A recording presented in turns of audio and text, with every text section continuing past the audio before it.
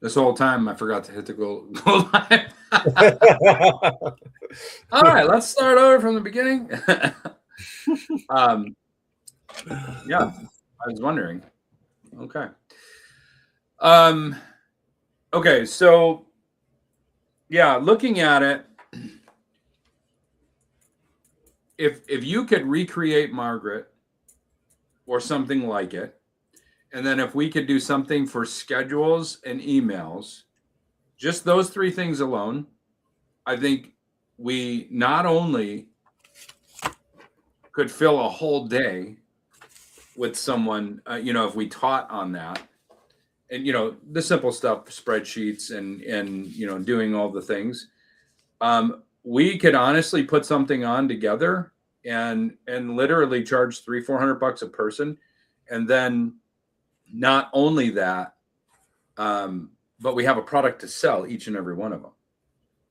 So if you're interested in implementing AI into your business, or if you're already implementing AI in your business and you want to take it to the next level, and then we can have them fill out a questionnaire saying, their comfort levels and where they're at and how techie they are. And so we know that going in. So, yeah. Yeah, that's the biggest thing is where are they now? What are they doing with it? Because it all comes down to these questions of what's making you money. Because when we talk about these technologies and what it can do for people, at the end of the day, everyone has the question, what's it going to take for this to get into my bank account? And without understanding how people are making their money, it might seem obvious, but it gets dicey when you actually try to implement some of this stuff for a lot of the reasons that don't include AI, to be honest. Because it's like, oh, well, for this to benefit you in AI, like all the stuff we talked about, if I 10x your call volume into your business, are you going to get crushed underneath that pressure? Like, do you have systems to follow up on calls? Do you have, and it's this whole chain of events. Like, you make one thing go fast and everything breaks because, you drop a 500 horsepower engine into a go-kart, and it's like, doesn't work like that. And I think that's a big reason why, for me, I've handpicked, I'm going to work with this person because they understand that we're going to have to gut certain parts of their business and rebuild them in the image of AI. And, they're okay with that.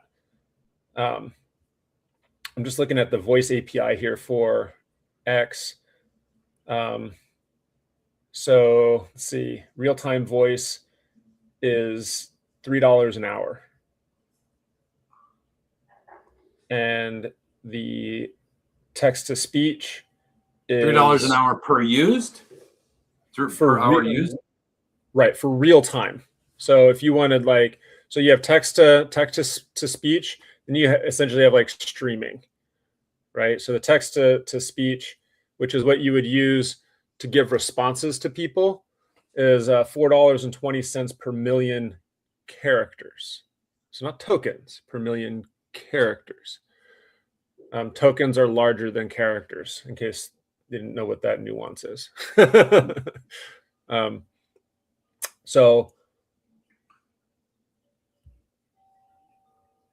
And this does speech and speech to text, which is that's the whole pipeline right there, is the intelligence layer. Text to speech is robot talks to you. Speech to text is you talk to robot. Okay. Let me see, voice agent API. Enterprise compliance, so it's SOC 2, HIPAA eligible, GDPR compliant, data residency, high availability. So I'll play around with that.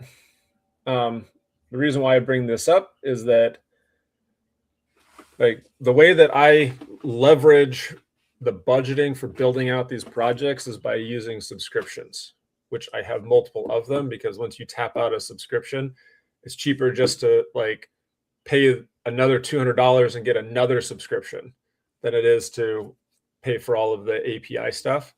You of course have to have enough like cards to manage them all. Otherwise they're like, hey, you're the same guy. We want you on our enterprise plan. But when you get into the voice API stuff, you kind of have to establish a separate budget for that, because there isn't a subscription plan.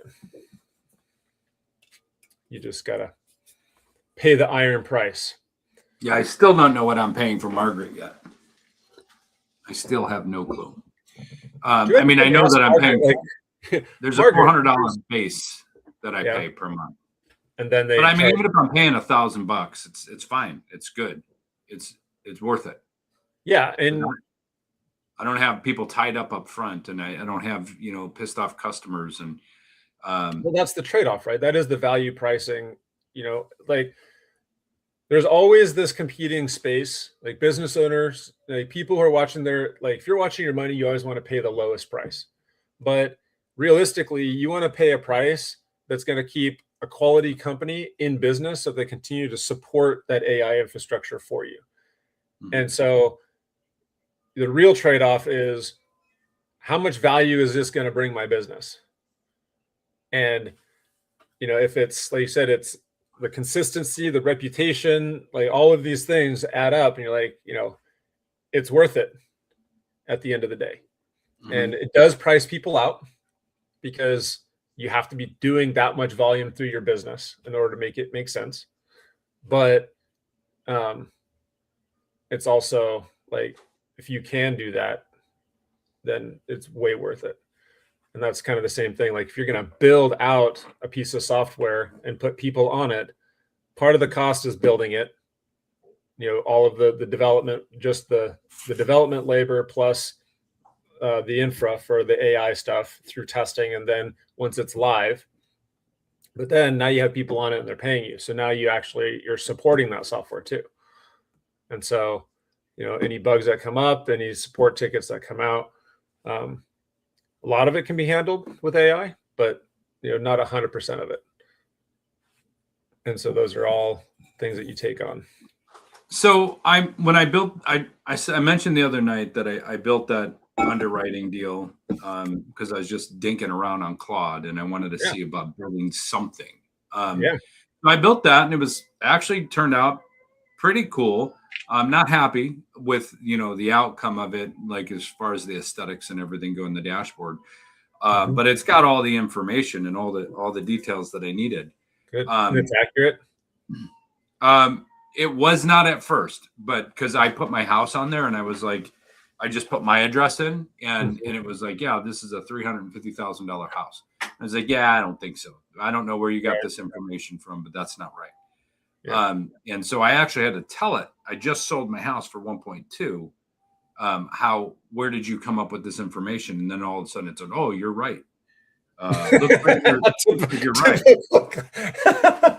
One of the memes that I love is person goes, hey Claude, is this mushroom safe to eat? And it's like, yep, totally edible. And they eat it. And then it's like the next scene is like a gravestone. And then it's like, oh, you're right. Sorry about that. Would you like to learn more about edible mushrooms? Yeah, that's funny. And this is the nuance, and that's the seams. It's like there's a lot of things that it does get right, but when the rubber hits the road, if you don't know how to vet the thing, how do you know that those numbers are right? And the challenge that has to be bridged, that like I spent a lot of time bridging this gap, because that was my total mental, breaking out of that headspace of like, how do I trust this thing? Because if I'm going to build things for customers, like, how do I know that it's not just total lies through and through, beginning to end? Mm-hmm. And aside from the models have just simply gotten better, they still do lie. And so there has to be another set of loops that goes and verifies information. So like what I'm building with REI tools, which I was actually working on just before you got on. So a lot of the research stuff, kind of like what Mark was talking about, is manual. But now these desktop, like run your desktop things have gotten so good that you can tell it to go do these manual human things and then tell it, okay, now build that into an automated workflow. Now that you've done it, you understand how to do it, everything to click, now automate that. Now it's not me having to automate it. It went out, it figured out how to pull these things, it figured out where everything is, it knows what it did, it wrote scripts. Now I say, now optimize that workflow.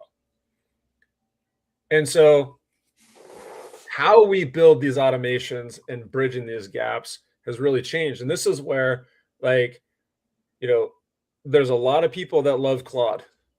And I can always tell people that aren't doing the type of stuff that I'm doing because they love Claude. Like, Codex hands down destroys what Claude can do in that space. Mm-hmm.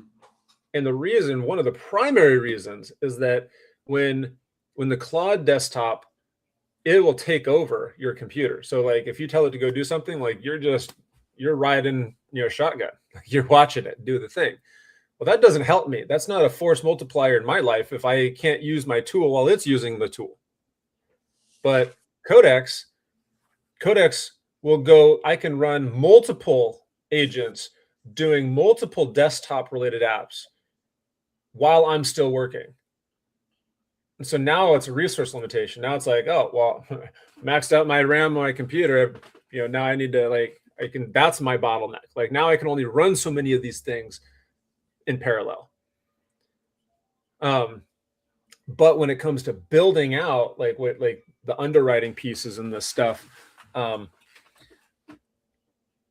being able to go and say, okay, like I'm staring at an Alaska pre-foreclosure CSV, and it's like you pull out all of the actual supporting documents. And so now it's, we think this isn't pre-foreclosure because, it's like, hey, we have, all of these notices. So, you have like trustee's notice of default and sale under, default, but there's like, half a dozen different recording statuses. Did I lose you? Here I am, solo live. We're clearly completely professional. Still here. You're there. Your camera's gone. You're still, so you could hear me? Yeah. Interesting, because your whole thing disappeared. Like, I don't know why. Like everything, it didn't even show that you were in there at all. I was like, still here. I'm still here. Yeah. So now I can hear you. Okay. Maybe it was just on my end. I don't know. I stood up. I wonder if it turned everything off because I stood up. Oh, let's test that theory. Let me see. Nope, you're still there. I can see you now. Maybe you bumped something like last time when you had you have like a loose cable terminal or something. It might be when I got up. Yeah, it's possible. So at any rate, it pulls all of these different notices. It pulls all the Liz pendants, like things that you wouldn't normally look for. A lot of people just look for notice of default, but if it has something other like trustee's notice of default, then you wouldn't catch that. And so you pull all those things in and it goes, oh, here's your whole list. But now I have all the documents. So if I have a question about it, or if I want to actually like go to the first, like the source material, like I don't have to just trust it. And you extrapolate that out across, all of these different domains that we look at when we want to underwrite a piece of property. It's like, it's not enough to be like, oh, it's in a flood zone. It's like, okay, but is it? Actually pull up, the Army Corps of Engineer maps. Like, yep, that's in a flood zone. Or, that's primary emergency water source. Like, you're not gonna be able to do anything remotely close to that water source, because it's been designated. Those types of things, and then as you know, that like there's so many things that you'd want to look at that an AI is going to hallucinate. 100% is going to hallucinate. It's just going to give you an answer, and you'll correct it and be like, it's in a desert. Oh yeah, my bad. I just saw the mountains and I assumed that water went downhill. So you're in a flood zone. You're like, and so like the prompts have to be sometimes more specific in certain areas. And so you're always in this, like, as a user where you're like, well, I'm about to spend, a couple $1 million. Like, I can't be sitting in this place wondering if the feedback from this AI is right. So what do people do? They drop back into the default of what they've always done. Right. And so they're not getting the full use of what this tool could be because they're not building in this like trust verification layer into their tools. They're just saying, give me a tool that does a thing. And then, you use it for 6 months and then it's wrong once. And then you're like, oh, dang. I wonder how many times it's been wrong. I wonder how many opportunities it passed up because I didn't make this tweak and I didn't, tell it that, a two bedroom is the same as a double bedroom, or whatever weird thing, it's usually can solve things like that a lot better. It's not that bad, but just for simplicity's sake, like there's nuances that that you're constantly trying to iron out and figure out what is the verification for this. And so building all of that stuff in as its own independent layer becomes pretty key. And there's so many things that don't have APIs, that don't have any way to get into them. And that's where like desktop automation is just it's gonna be so useful because you can automate and get information from software that doesn't have any other way to get it out of it. Like, I'm using it extensively in other avenues, like the construction softwares that I build. They're so old that they have no way to get information in and out really. So yeah, that you're not alone in that. There's a lot of, and I think that's where a lot of people are. Like there's so many people that are like, it's cool, but it seems like it could really do something useful in my business because I hear all of this noise. But whatever these other people are doing, like people can't reach past that because they're not thinking the way that they need to be thinking. That's why I was saying the other day is what we all need to do is we all just need to sit down and we need to write out like what Bill does in a day-to-day and how Bill does that in a day-to-day. What is the process that Bill does that? What time do I spend on it? Whatever the case. And then write it out. Like I was actually training somebody to do my job, like teaching a new employee to come over or a new general manager or whatever the case to come and take my seat and make the thing do the thing and the widgets come off the assembly line. Right. And I think if we all did that and we just wrote it out and we spent like a half a day writing out everything we do, we'd figure out probably 100 ways to bring AI into our businesses.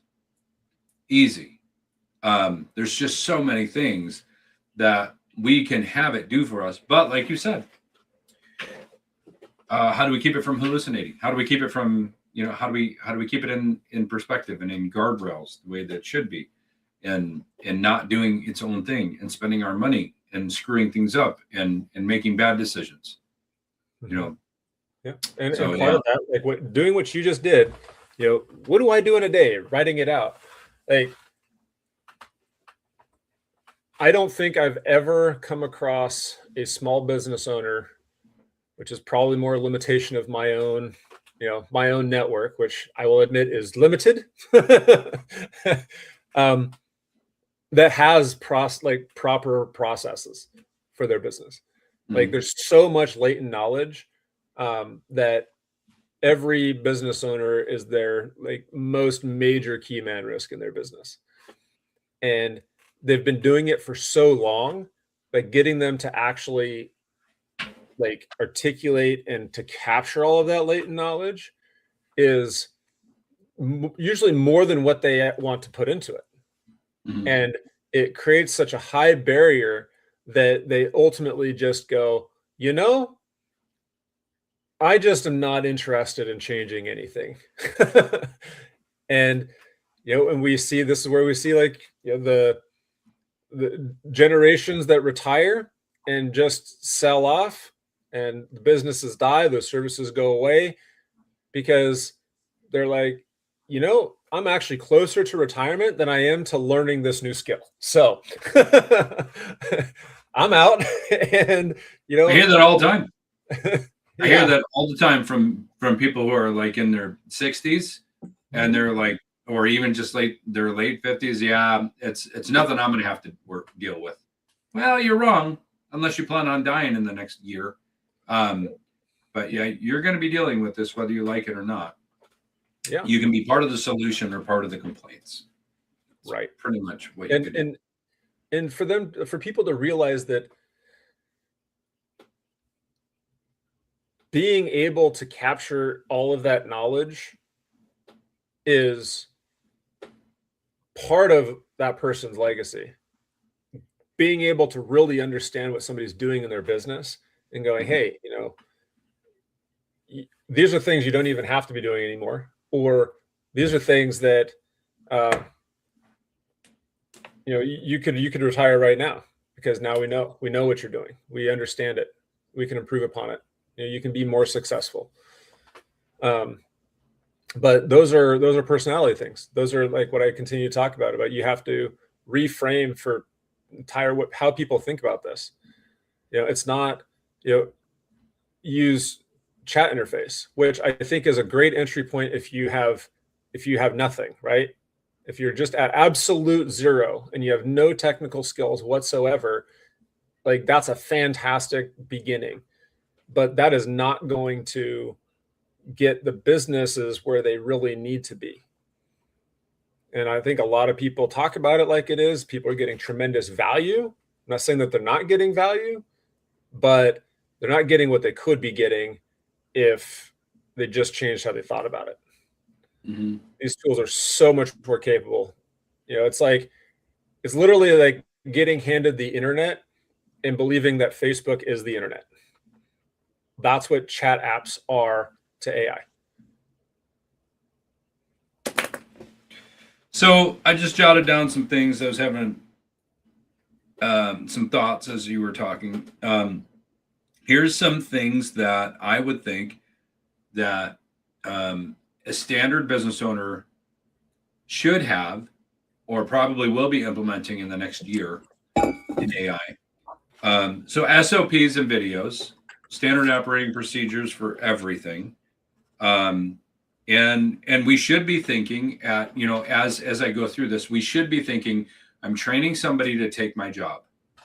And let's say I get into a car accident tomorrow. It's there. It's all there. Watch the videos. You'll figure it out. Trust me. Risk reduction. I've left a trail of breadcrumbs that are so easy for you to be successful, right? Yeah. You would be an idiot if you couldn't figure out how to be successful, because I made it so easy, right? So there's that. There's emails.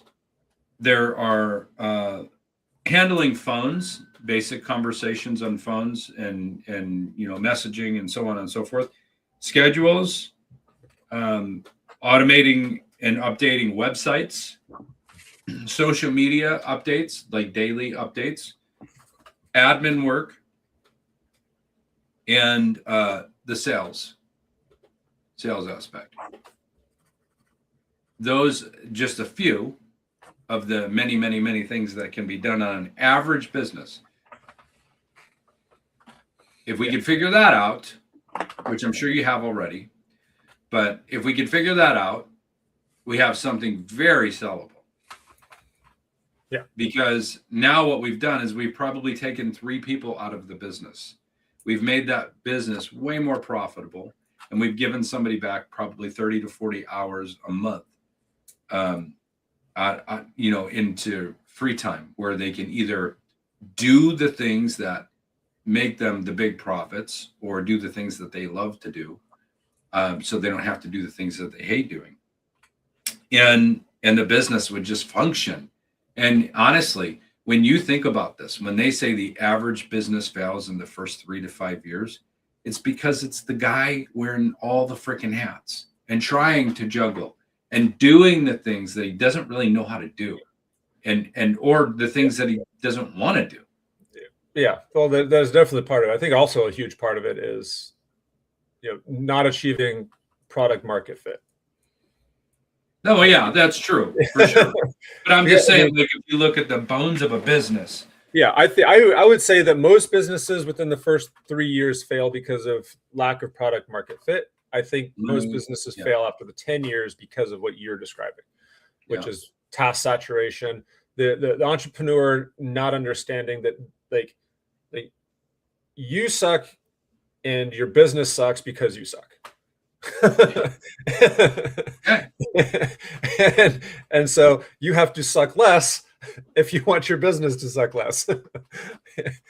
And it's you see the arc. It's like you step one of that technician stepping into their business role is like, oh, now I'm a business owner, but you're working in the business. It's like, well, get out of the business. Oh, but you have to hire people. Yep, you got to hire people.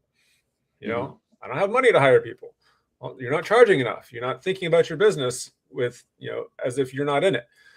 Oh, but nobody will pay that. Well, then you have to demonstrate value better. You have to, have a better offer. It's like you just go down like the well-trodden path that seems completely mysterious until you get around people that have done it and, spent so many times walking the same path that they're like, this is, trust me, just do this. Yeah, there's a difference. There's a difference in job owners and business owners. Mm-hmm. Job owner is somebody who works in it. Yeah. And a business owner is somebody who works on it or away from it. Yeah. Yeah. Well, yeah. The doing something as a freelancer is not a business. Mm-hmm. Like that's the job. Even if you're charging by value, and there isn't anything inherently wrong with that. You just have to understand, what it is that you're doing. What is your role? If you're like, hey, I like what I'm doing. I like that I'm a technician. I like the freedom and flexibility of whatever your life is or whatever, then keep doing that. But also know, like, okay, what's your plan for when you're too old to do the thing? Or, how are you building like sustainable wealth in your life so that, if disaster strikes, you're not going to, die, you're not going to perish in the whole thing. And at some point, that transition of it's okay for me to not do the thing. And when people hit that threshold, that's when their businesses take off, or at least have the potential to, because they're not so invested in getting in the way. Mm-hmm. And they start looking for the people to do the thing, or they build the processes. It's like, for me, doing what I'm doing now, I used to have to hire 5 people. I had a project manager strategist. I had a senior developer staff. And then for every project, we would hire between 3 to 4 other developers to build stuff. Mm-hmm. And then I basically was, sales and, marketing and the vision space. Like, this is what we're doing. And so now all of those roles are all handled with AI agents.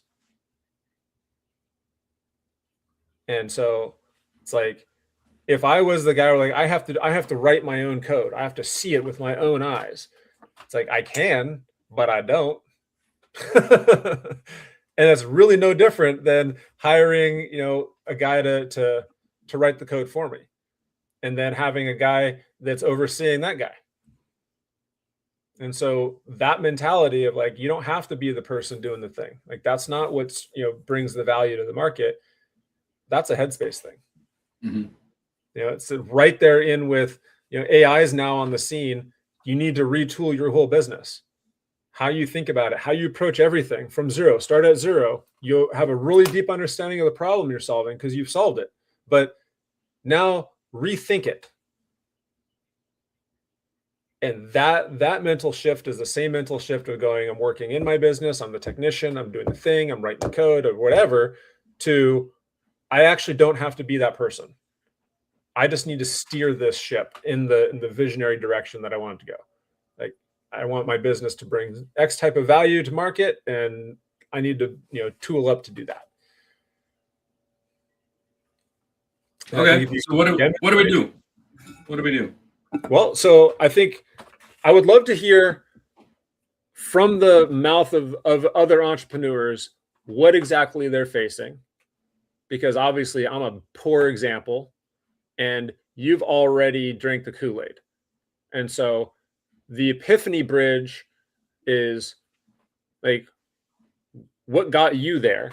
How do we articulate that to other people who are in the same position that you were in or are in now and are looking for something a little bit more? They're like, I have the phone thing, but I have these other issues in my business. Like, the phone thing is great, but it doesn't solve all my problems. What problems did bringing AI into somebody's business create as a result of their processes not holding up to that? I think that's super valuable. And I think that comes from talking to some people.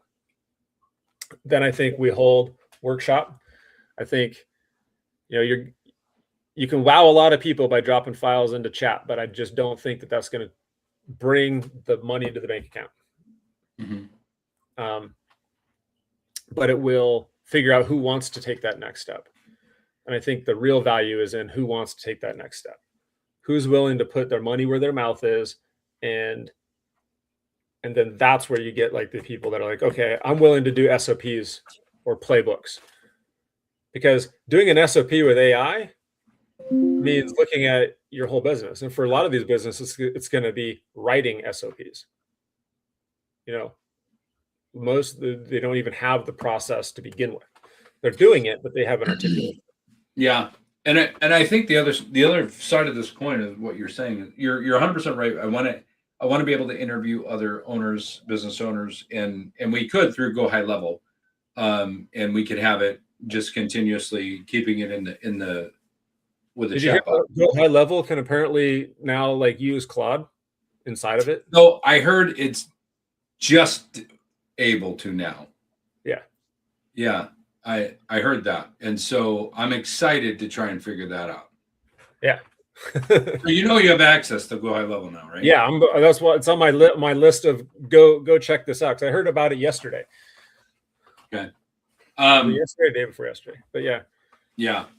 So we can easily, what I can do is I could just put together, like if you and I just recorded a quick video right now and said, hey, we want to, we're looking at putting together an AI conference in Anchorage, and we just want to know, we want to tailor it to you and want to know what are some of your struggles right now. And if you had a magic wand and we could bring AI into your business, what problems would it solve for you right now? And if we ask those questions and we put it into, put that into Go High Level and with a workflow, and advertise that on social media and just got people responding to it, we would build a complete CRM of tons of people already. If they just answered the questions, now we have people we can market to, right? All they have to do is click on it and answer questions. Yeah, these are the problems that I'm having in my business. Perfect. Mm-hmm. Now, every time we solve a problem, then we just market back to them. Hey, you said blah, blah. And guess what? We just closed the loop for you. So I think that's a really good way to go, because Go High Level is amazing. I mean, I'm just blown away by it, honestly. And maybe Go High Level sucks to a lot of people that have been using CRMs for a long time. But the automation ability of it is just so cool. It's like anything else, it's the use case. Yeah. If you have a very specialized process and what you're doing works for you, then people are like, oh, my process is better. It's like, 6 of one, half a dozen of the other. You're not, you may not be their target. It's like, with AI, like I don't see myself ever building another WordPress website ever for as long as I live. It doesn't make sense. Doesn't The make clicks sense. don't make sense. All the time you put into the clicks, they just don't make sense. The coding, Right. it doesn't make Right. sense. Right. Yeah. So there's so many things that, and like you're trying to solve a problem, and you're trying to find people that understand that they have a problem, you know?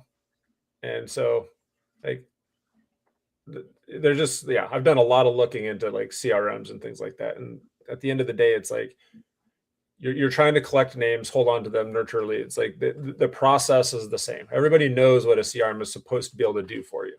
How people have gone about like levels of automation and integration, I think that's where, like, I think Go High Level nailed the model, which is, a model that we use across the board. It's actually a model that I think, Apple really proved to the world, like this is how you build software models, which is build a platform that makes other people money. Then they will always come to you. Sure. Yeah. That's it's the app store model. Marketplace dynamics is it's one of the unicorn models. It's like if you have marketplace dynamics in your app, like you could actually achieve $1 billion valuation. There's only like, I think there's like 6 or 9 business models that are capable of building $1 billion companies. And if you don't have one of those, then you're just not interesting in the business space.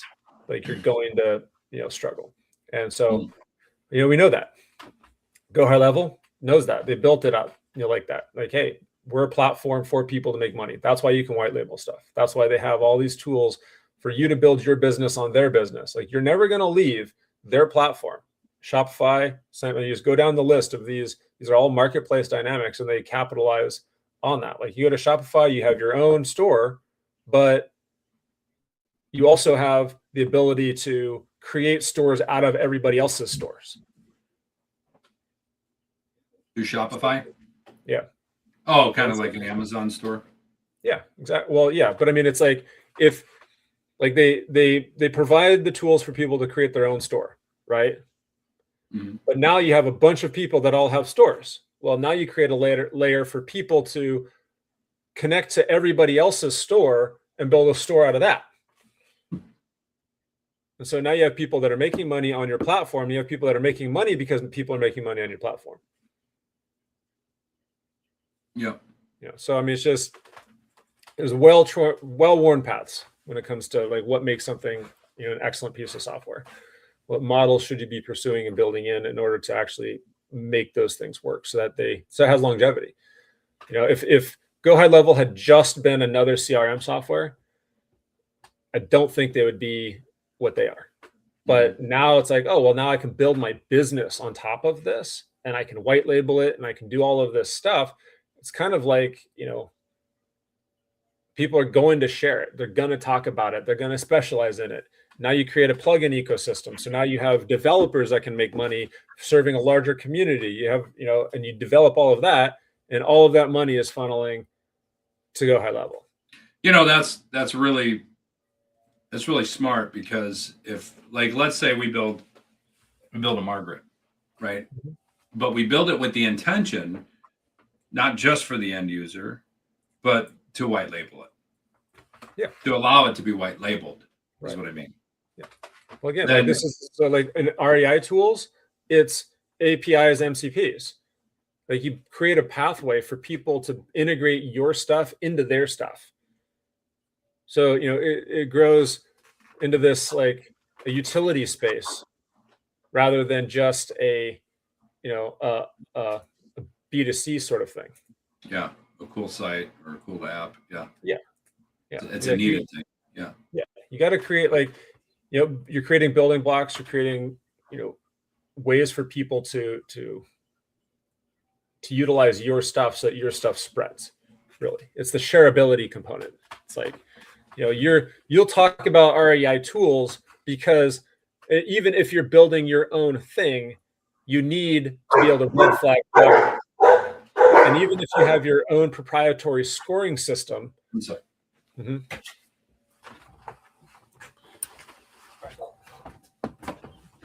I'm not sure who they're barking at, but.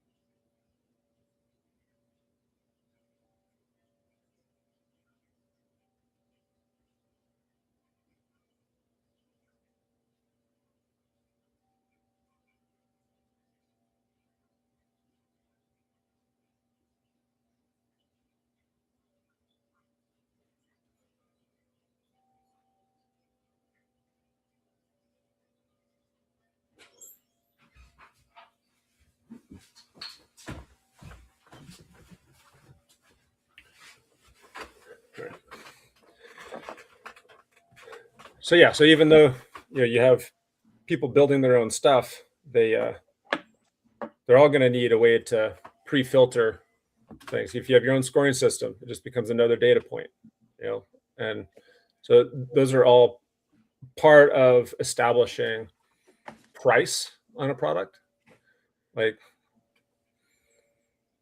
and building out from there. So it's like we look at this type of things we're talking about here, we go, okay, how are we going to price this? And then we can build a product around how you price it, how people are going to, actually bring it into their business. Okay. What's the simplest thing that we can do first? I feel like we ask this question a lot. I don't think we ever get anywhere. What's that? I don't think we ever get anywhere. We do, because I'm over here building, but you don't get to see that part. we know that it's phones, we know that it's email, we know that it's calendar, but that's from like the CEO founder perspective. Like, those are three things, right? From the building side, we went email and calendars, simply because. Well, in Go High Level, we can build courses and have modules, and they don't actually have to sell them. They could just be courses that they give to their employees that say, this is how you do this, this is how you do that. It's already there. The infrastructure is there. And right. and we don't have to build anything for that except just white labeling it for the company name. Yeah. Well, like, so the course piece, it's like, I guess, let's see. Okay. Reverse to the first thing. The easiest thing that you can build is always going to be a pipeline that doesn't require building any apps. That's the easiest thing you can build. Mm-hmm. It's going to be like, a skill that somebody can plop in, and then it does a thing. Some of this stuff is very nuanced to what the business is. And so when we go, what is the broad stroke on this? Sometimes I don't know. I think, well, I know what the app is. So what's the easiest thing for?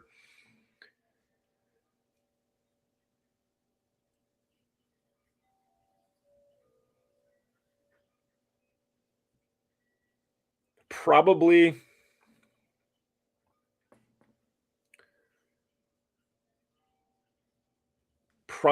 a pipeline that streamlines something for you, and then going, do you want something like this for your business? Yeah, that's what I was actually just thinking, was like, what I should do is I should just put together all my stuff, like when I'm talking about building the modules and the SOPs and all the videos, I should just load everything in to Go High Level, and I should make it as a showpiece, right? Because and figure out how it works and how it works well, and once I get it to working well, then start selling it. what you should do is define the outcome.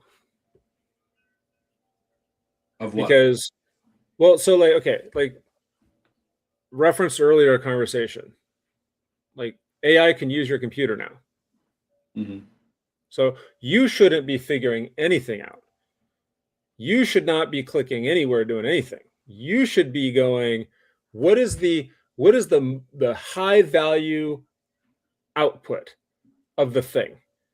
Like, oh, I should have these modules and do all. It's like, okay, what's the reason for all of that? What is the goal that you're trying to achieve? Okay, well, I want to make this information accessible to this particular group of people. Okay, that is what you should tell your AI. I want to build a thing that makes this information available to people, because we can already create videos, we can create voice to text, you can automate the class building process. Now, from a marketing standpoint, a lot of people would say, the human connection is still really important. So maybe it's just the scripts, but once you have the script, you should sit down for a day, go through every single script, read it all, shoot the whole thing, and then have AI separate it out and upload it and write all the content and transcripts for the lesson. And you're like, there's no API in to go high level for that, or you have to pay extra and da-da-da. It's like, doesn't matter. Codex, do the thing. And then it does the thing. And now you're like, awesome, I have a thing. Like I build very specialized Shopify implementations. And there's a lot of those data structures that I don't have to figure out. I tell it what I want to achieve. Now, sometimes it takes a left field turn and is like, oh, we implemented everything as meta blocks and JSON. I'm like, that, merchant. I was trying to use Claude last night, and I'm trying to trademark the new gummy bears. And I asked it if it could do the work for me. I said no, because it's a government-run website, and it can't do any of the work for me at all. How do I get around that? How do I break Claude's terms of service? The correct answer is don't use Claude. Yeah. Yeah, I mean, so here's the thing. The correct answer is don't use Claude, don't break their terms of service. That violates, your agreement with them. The technical answer is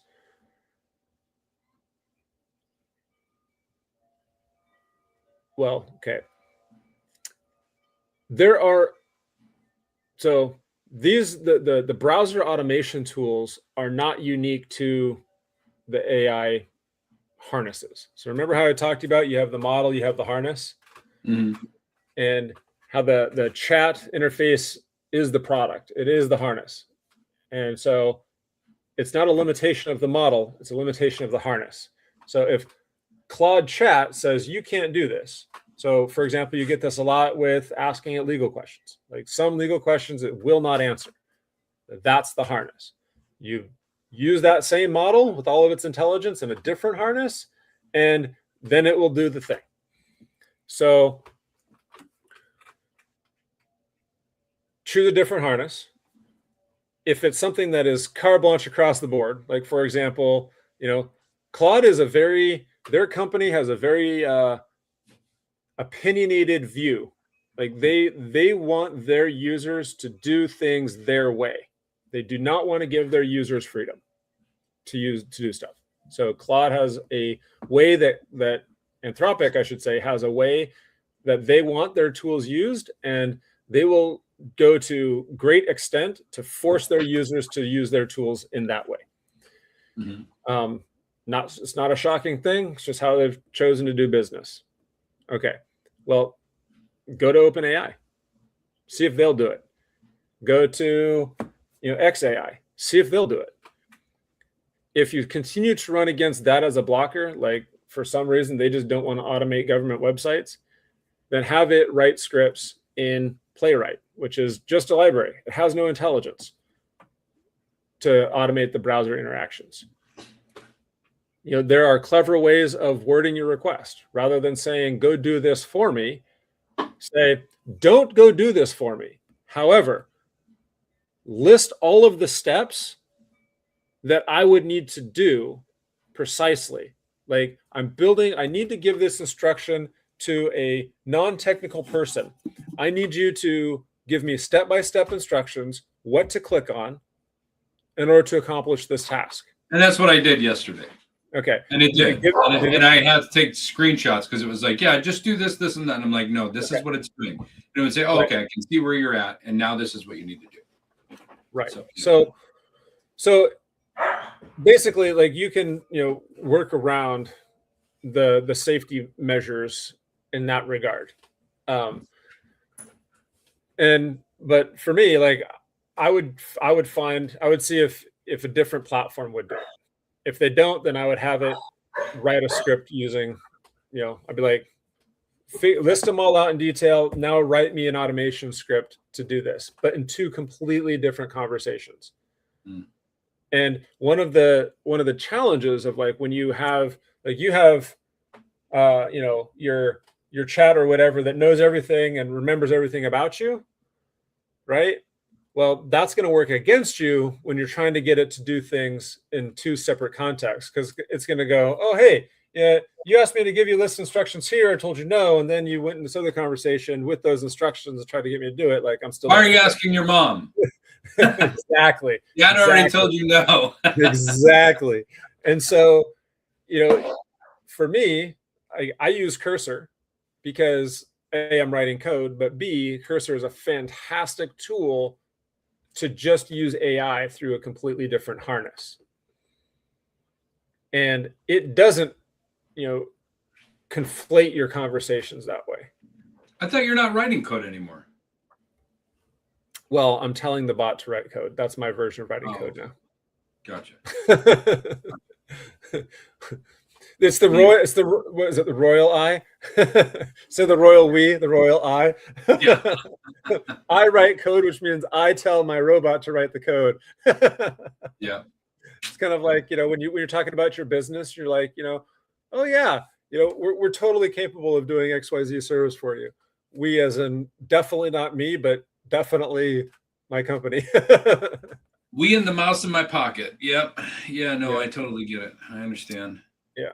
So yeah, I mean, and you're going to run into that, and you're going to run into more of that as time goes on.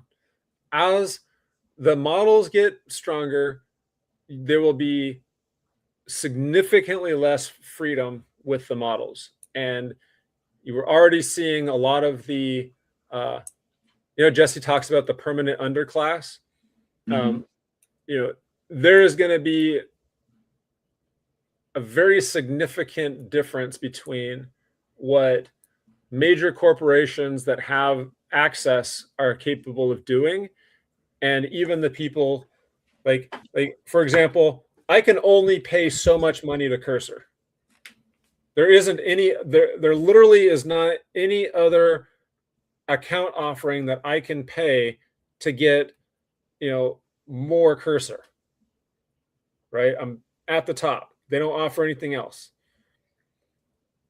But inside of Cursor, they're using their own stuff. Anthropic is notorious for this. The public harness that they allow everyone else to use is completely different than the harness that Anthropic uses inside their own company. And so, you're never getting the most capable version of what these models can do, or even what the harnesses can do, because the companies themselves aren't going to give you that access. Mm-hmm.